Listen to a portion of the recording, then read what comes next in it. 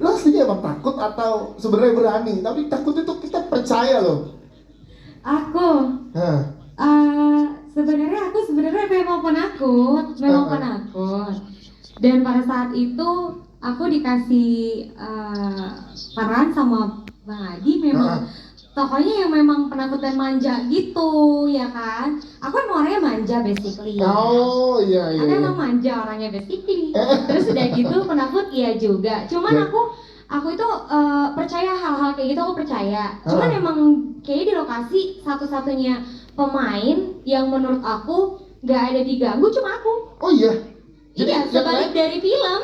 Yang lain kan kalau di film kamu diganggu aku terus kan gitu. Lakonnya kayak aku terus yang kena siksanya ya kan. Iya bener. Yang lain tuh terakhir aku mulu dari awal. Tapi di real aslinya di lokasi syuting aku tuh nggak pernah diganggu, nggak pernah. Sedangkan yang lain tadi cerita ada semua pada gangguan. Iya, aku enggak. Apa kira-kira yang bikin kamu nggak? Aku bawa gunting.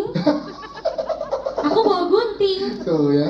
Aku bawa apa sih? Bukan bawang apa mam? Bawang.